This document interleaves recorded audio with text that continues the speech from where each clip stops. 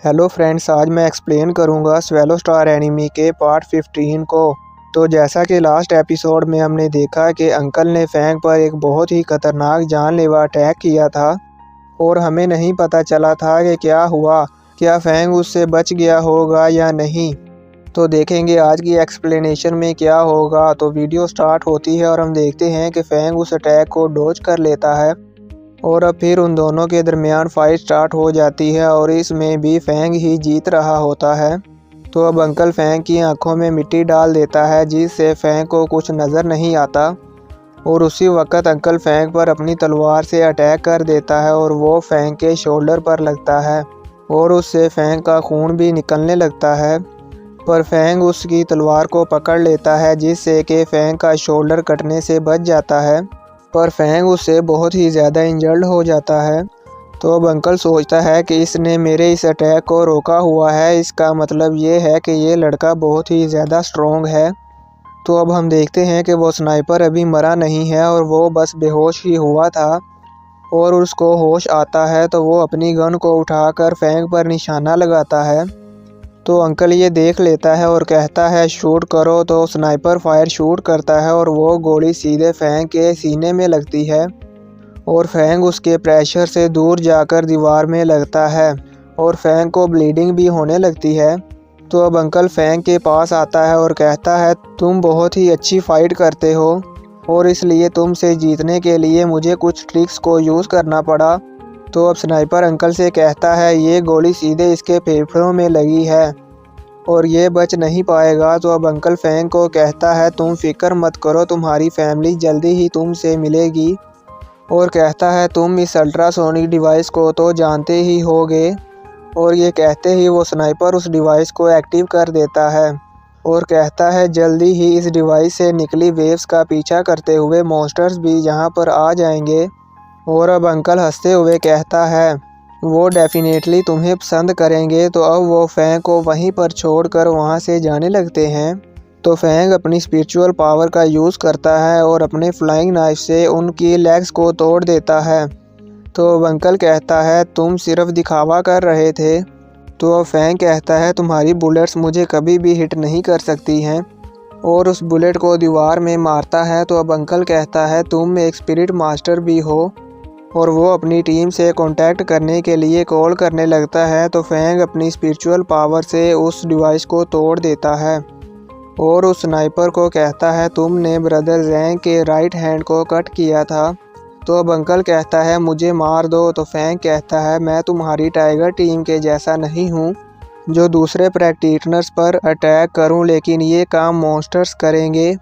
तो अब फैंग बहुत ज़्यादा इंजर्ड होता है, इसलिए वो अपनी शील्ड को अपनी स्पिरिचुअल पावर से कंट्रोल करता है और उसके ऊपर लेटकर उस बिल्डिंग से बाहर आ जाता है और एक कार के नीचे छुप जाता है। तो अब अंकल उस अल्ट्रासोनिक डिवाइस को बंद करने की कोशिश करता है, पर मॉन्स्टर्स वहां पर आ जाते हैं और वो उन दोनों को किल कर देते हैं। तो अब टाइगर टीम और लाइटनिंग टीम वापस आ रहे होते हैं। तो ओल्ड मैन कहता है ये खून जैसी स्मेल कहाँ से आ रही है।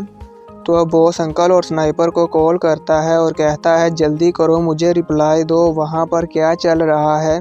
पर अब रिप्लाई कहाँ से आना था। तो अब वो दूसरा वॉरियर मॉन्स्टर्स के पैरों के निशानों को देख लेता है और कहता है यहाँ पर कुछ तो गलत हुआ है। तो अब वो ध्यान से उस बिल्डिंग की दीवार को तोड़कर अंदर जाते हैं। तो वहाँ पर अंकल और स्नाइपर की तलवार और गन पड़ी होती है। तो बॉस ये देखकर बहुत परेशान होता है।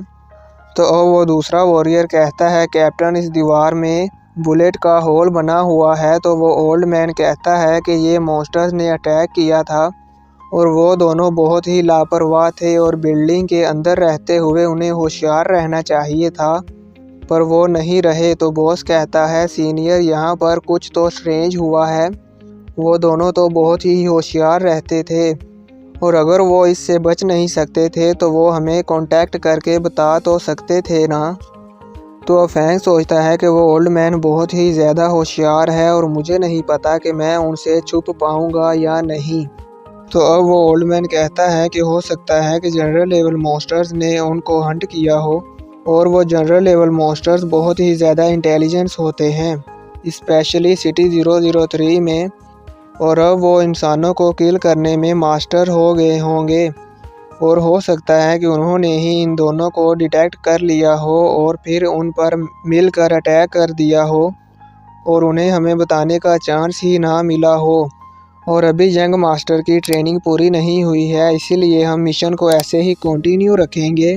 तो अब बॉस कहता है कि अगर ये वाकई ही एक प्रैक्टिटर ने छुप कर अटैक किया हो तो वो ओल्ड मैन कहता है कि अगर ये वाकई ही किसी प्रैक्टिटर ने अटैक किया है तो उसने इन दोनों को मारने के लिए बहुत ही केयरफुली प्लानिंग की होगी और देखने में तो ऐसे ही लगता है कि वो एक नॉर्मल प्रैक्टिशनर है, इसलिए फ़िक्र करने की कोई ज़रूरत नहीं है। तो बॉस कहता है बट अगर वो दूसरी पार्टी यंग मास्टर को टारगेट करती है तो क्या? तो ओल्ड मैन कहता है कि यंग मास्टर की आइडेंटिटी के साथ किसी की इतनी हिम्मत नहीं है जो इन्हें किल करने की कोशिश करे और तुम्हें फ़िक्र करने की कोई ज़रूरत नहीं है, तुम बस आम रूटीन की तरह ही अपना काम करो और किसी की भी लाइटनिंग टीम के अगेंस्ट जाने की हिम्मत नहीं है।